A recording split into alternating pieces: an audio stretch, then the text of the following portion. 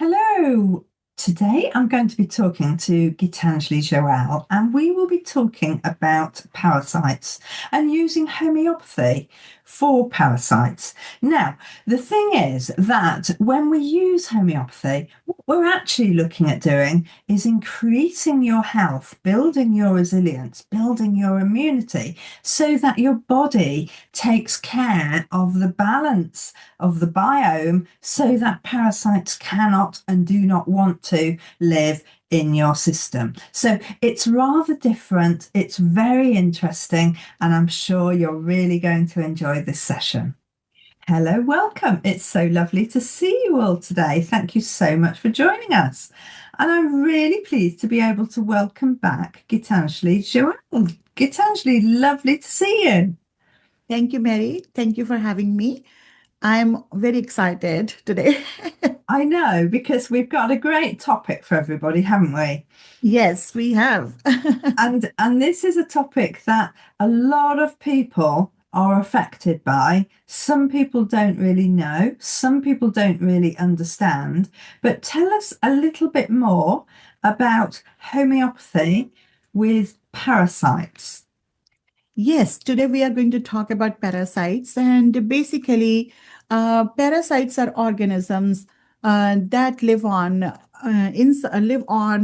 or inside an organism, basically like people like us or even pets, and they get their food from or at the expense of the host. Like so, basically, we are the host, or our pets are also the host for parasites, Mhm. and they can cause a range of health problems and can be found in various environments such as water, soil, and food. And they are much more common than most people realize.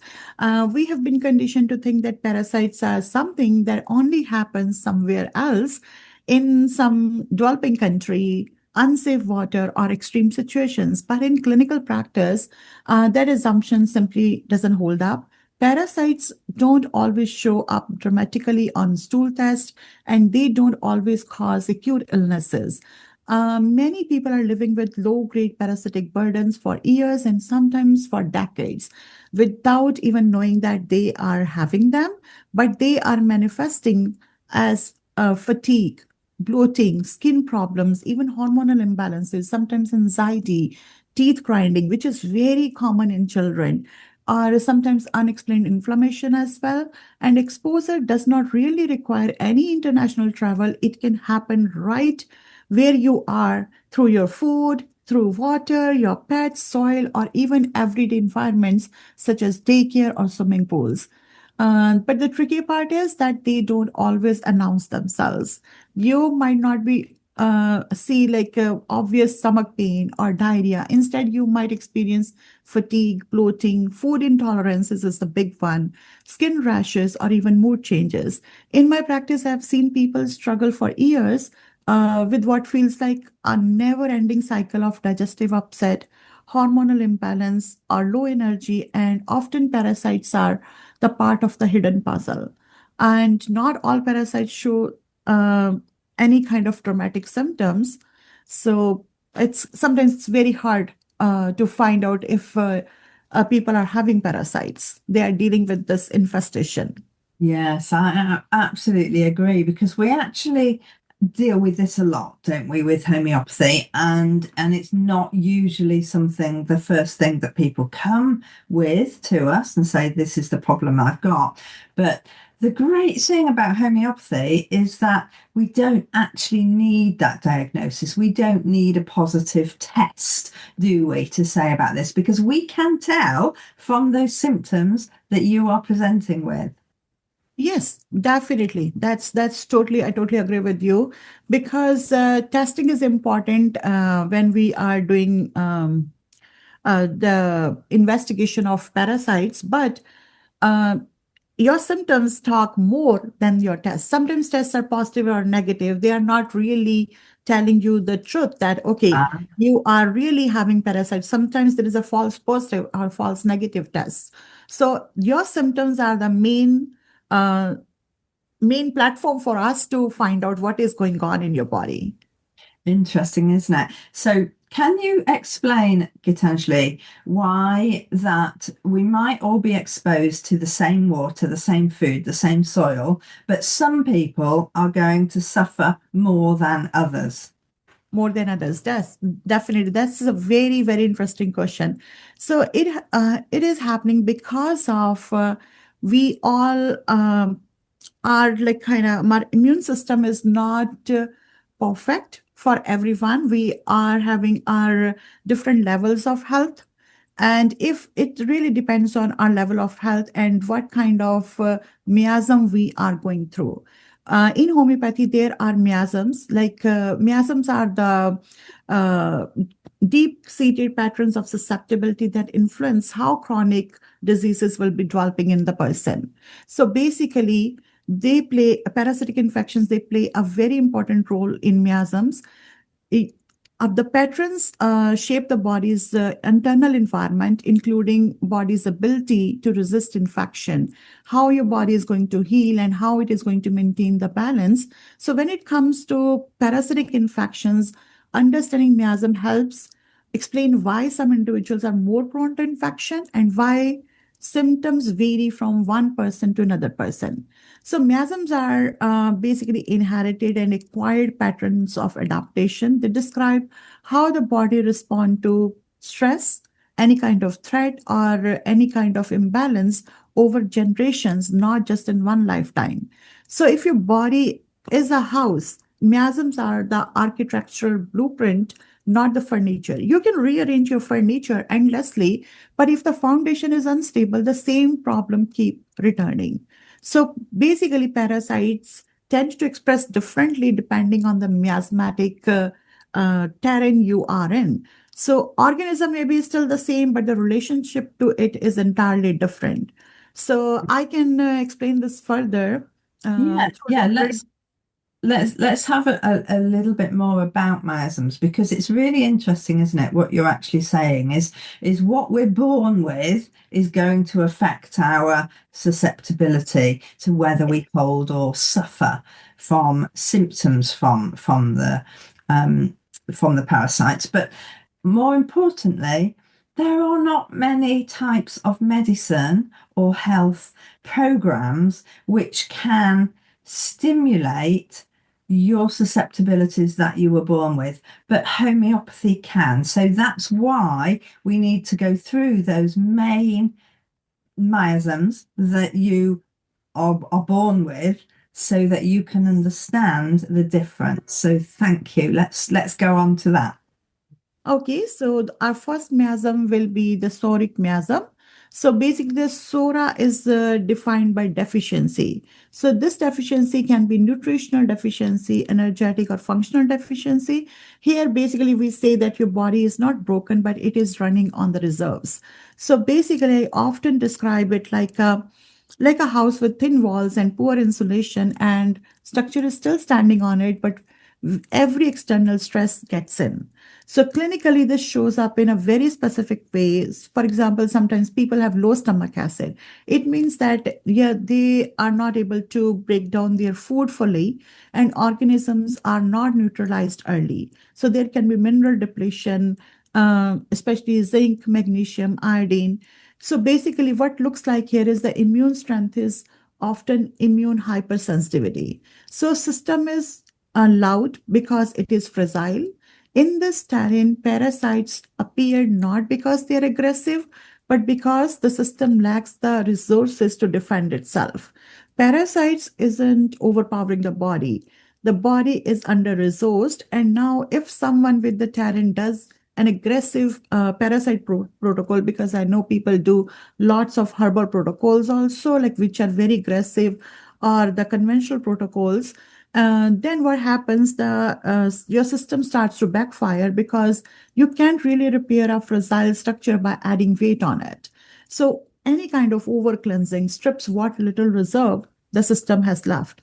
Over supplementing overwhelms the digestive system that is already struggling to absorb. And if people try to do the dietary restrictions, many people do that also. That also destabilizes their blood sugar levels, their minerals, and nervous system. And basically, it is asking uh, asking a house to survive the winter, even if they do not have a good circulation, good insulation going on right now. So basically, in psoric cases, healing doesn't begin with removal, it begins with reinforcement. This is where homeopathy is profoundly effective. So homeopathy acts like that insulation which that house is lacking. It doesn't fight the cold, it strengthens the structures. The cold is no longer a threat. So rather than attacking the invaders, homeopathy restores the resilience. And when body is resourced again, parasite often lose their relevance quietly without any kind of force. That's really interesting, Gitanjali. So, and it explains homeopathy so well, doesn't it? To say actually, we're not going to be looking at getting rid of the parasites. We're going to be looking at building your resiliency, improving your immunity, improving the way that your body works every day. And that in itself will allow those parasites to say, oh, this isn't a nice place to live. Let's go somewhere else. Yes. Yeah. And then, so what we're actually saying then is that when we are healthy, we might be exposed to the parasites and they're not going to affect us so much. So, Definitely. what we're going to do is build up that health so that our own self healing, our own immunity, our own systems do the job for us. We're not going to put in something additional that's going to do a different job. Yes. Homeopathy is all about restoring the balance. Yeah, yeah, Yeah, yeah, really nice. So, and it is to do with our general health and immunity, isn't it? definitely. Like if we are healthy, uh, we no kind none kind of parasites can really affect us, because if we look at our system, like we are our body is made up of microbiomes, and parasites are already part of that, Yeah, but they are not affecting us because they are in a balanced state. A parasite starts to affect us when they are not in a balanced state, when their number goes way higher than it it should should. be. Yeah, okay, I understand. So go on to the next miasm. We've talked about Sora. What's Yes. next? Next miasm is psychosis. So basically, this miasm is the excess. So basically, if the sora, we talked about the deficiency there, but in psychosis miasm, there is the excess. So this is not a body that lacks resources, it is a body that can't let go. I often describe it as a house with beautiful plumbing but blocked drains. So, clinically, this shows up as stagnation. For example, we can see bile is thick or sluggish. Hormones, especially estrogen, isn't moving through the system efficiently. There is fluid retention. You can see bloating. You can see cysts. You can see biofilms. Everything is being held rather than released. So nothing is flowing the way it should flow. In psychotic miasm, parasites aren't taking advantages of any kind of weaknesses. They are settling into congestion. See, when what happens when water doesn't move, things start to grow in that water. Mhm. The body is trying to contain rather than eliminate. And it is not that detox pathways are absent, they are overwhelmed. So they have to detox lot of things, lot of stuff. And parasites thrive in environments where waste lingers. And when people try aggressive treatments here, it creates pressure. See, if you blast a block drain, you can't create a flow. You basically actually you're creating the backflow there, and aggressive antimicrobials, they push toxins into the circulation faster than the body can clear them. So that's when we start seeing headaches, skin eruptions, hormonal flare-ups, and emotional volatility as well. And the system floods before it drains. And homeopathy here doesn't force release, it restores the rhythm, because it is all about balancing your system. It is like gently dissolving that blockage rather than shattering the pipe. And when flow returns, parasites lose their habitat and they no longer belong. I love the way that you said we flood before it drains, because that is what happens with the detox as well, isn't it? Yeah. The detoxing that we're doing. So really interesting. And just actually this is a lot easier for people to understand, isn't it? Than actually I've got this, or I might have a parasite, or I might have the other. What can I do about it? We're just talking about how can you be as healthy as you possibly can so that these things don't affect you. So we've done Sora, we've done psychosis. What's next? Next is syphilitic miasm. Yeah. And syphilitic miasm is the most misunderstood and often the most feared miasm. This isn't about excess or deficiency, it is about the breakdown. I describe it as a house where the structural beams are compromised. You can't rearrange furniture here. You can't even open the windows. You have to stabilize the structure first. Clinically, this is where we see degeneration rather than compensation. The system isn't adapting anymore, it is collapsing. Parasites may appear here, but very late in the process, not as a cause, but as a marker of long-standing dysregulation. Encephalitic miasm force is dangerous. You don't demolish a building that is already unstable. So aggressive protocols here often accelerate decline. The nervous system cannot tolerate any kind of stress, and detoxification can be fragile.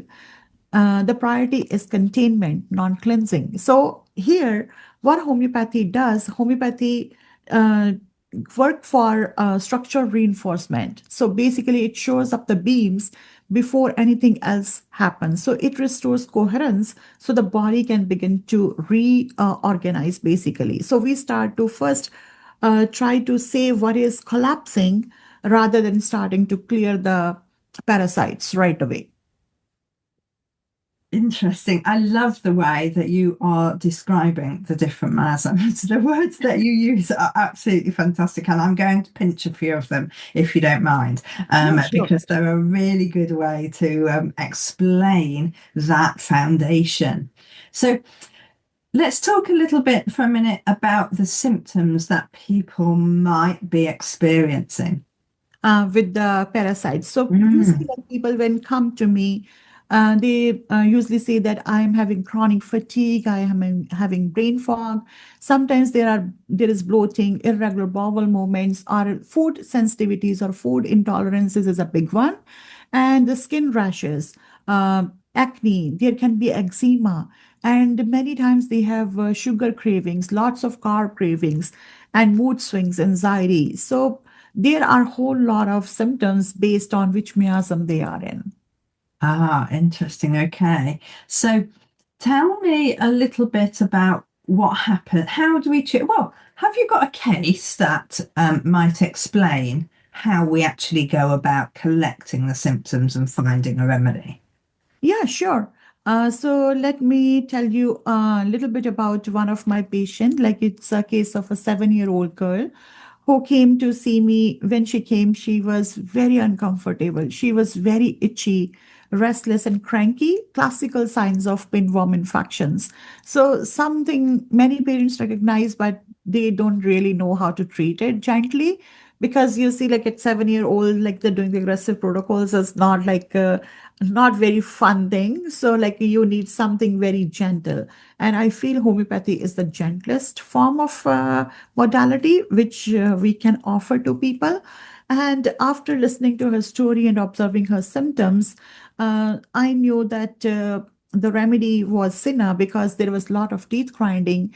She was she used to get very, very cranky, and she was like rubbing her nose like this, like under, like right under her nose, like rubbing continuously. Like it was, her mom was kind of thinking, what is it, a tick? No, it is not a tick. It is a sign that she is having parasitic infection going Yeah. on. Yes. Yeah, and she was like not able to eat, not able to. Her appetite was gone, her thirst was kind of all over the place, and she was very, very irritable. And teeth grinding was the main symptom, like every night, like she was grinding her teeth, and they had been to the dentist. And when I gave the remedy is Cina. And let me tell you the progress. Like what happened the week one, the intense anal itching, like it just started to slow down. Like she was not itching that much. And finally, she was able to sit, play, and sleep without any constant irritation. And her teeth grinding was also kind of reduced, like the which the dentist told, like we will have to open up the space in the mouth, we will have to do certain kind of procedure. And they were amazed that like her teeth grinding has lessened. And by the week two, her restlessness and irritability was gone.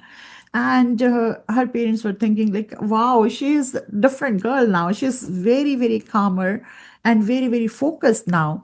And by week four, like her symptoms were resolved. So Sina, like it was not the Sina was given just the once. Like I continued Sina for a month, and she was back to her bright, playful self. So if I say from the miasmatic perspective, this case falls into the psychotic miasm. Okay. And the children with this miasm often have reoccurring irritation, especially involving mucus, itchiness, or other chronic annoyances. And pinworms can take hold because the body's miasm isn't fully balanced to defend itself. Sina worked beautifully not just to remove the symptoms, but to support her innate healing system as well. So this is a beautiful case, like which tells Yeah. us like you can take care of the like the pesky things like pinworms. Like it is like very very interesting case. Like because they were like when they came, the girl was kind of very very upset. Like she was throwing the stuff away, and by the week four, like she was happy. Like I was also amazed. Like is this the same girl? Yes, it's amazing, isn't it? How deeply it Yeah. affects us, but also it does frustrate us that we can't go and explain to a dentist, look, when you see teeth grinding, give us a shout. Yes. Let's see if we can sort this out a less dramatic way than Yeah. than the ways that they have. Now, I was very interested to hear about you giving it 4 months continuously there because we have a lot to do with the moon phases, don't we? Can you tell me little bit more about that? Yes, definitely. I will say that this isn't just a folklore. From a biological perspective, also, this is not strange. The moon influences tides, and our bodies are largely made of water. So, fluid retention, lymphatic flow, bile release, and nervous system activity all can shift subtly during the lunar phases. So, parasites are highly responsive to these rhythms. They tend to be more active, migrate more, and respond during full moon, which is why symptoms often intensify during this time period. So, during a full moon, our sleep patterns can be disrupted. People often report that they have a lighter sleep or they are waking again and again throughout the night. Mhm. And parasites, which are more active in the digestive tract during this rest and repair cycles, they start to exploit these subtle disruptions and leading to increased digestive or systemic symptoms like bloating, fatigue, and irritability. So that people report that we have increased bloating, we have increased gas, increased anal itching, or sometimes nasal itching, teeth grinding, insomnia, emotional agitation, even anxiety, and there can be sudden flare up of chronic symptoms as well. Yes, yes. And by giving the remedy for a whole month, you're covering that whole span, that whole time period.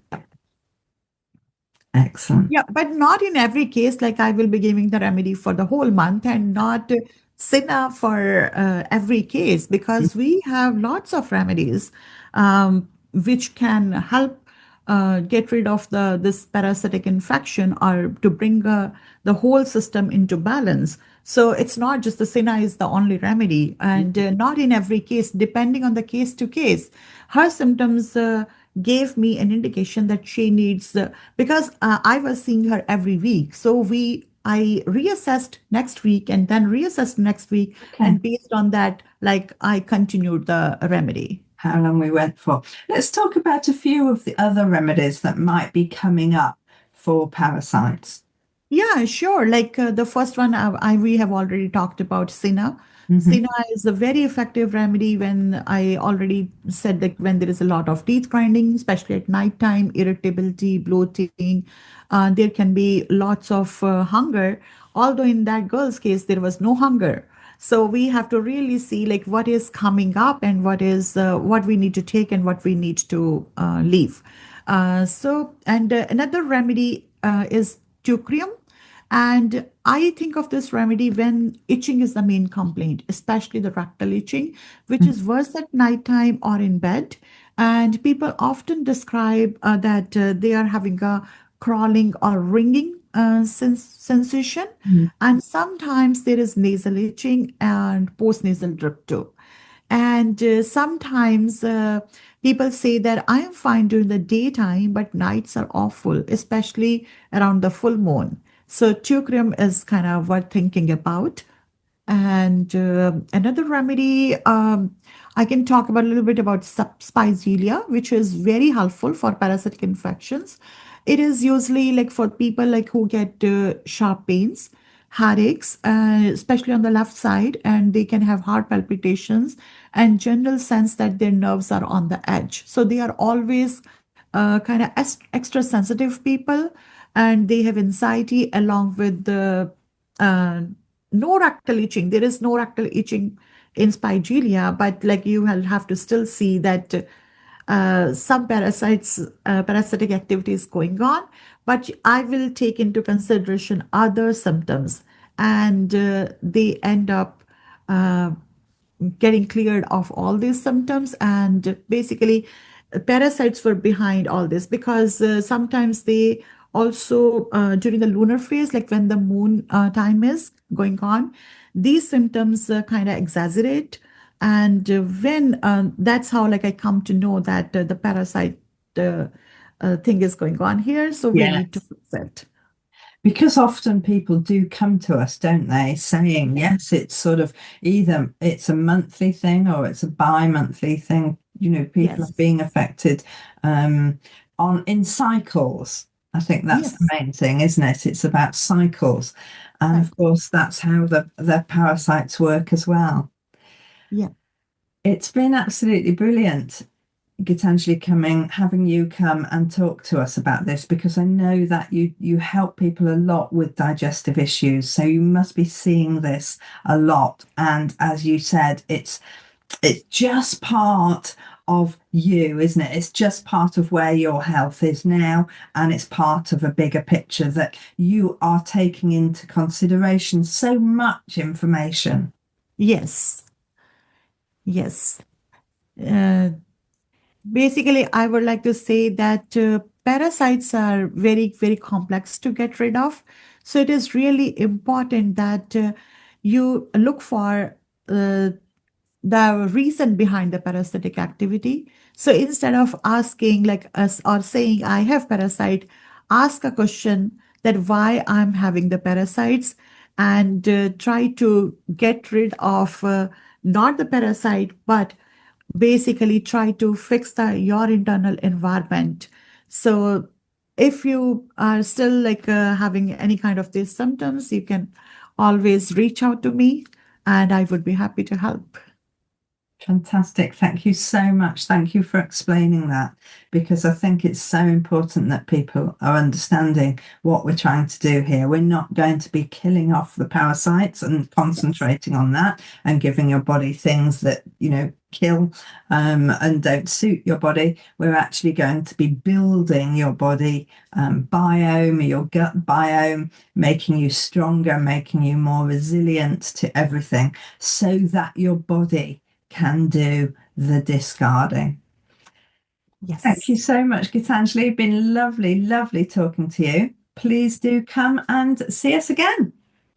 Yeah. Thank you for having me. I hope you've enjoyed this episode and it's brought to you a little bit more clarity. If this topic really resonates with you and you'd like to find out more, then please do click on the links above here and go through to some other episodes that are really related. Look forward to seeing you next week.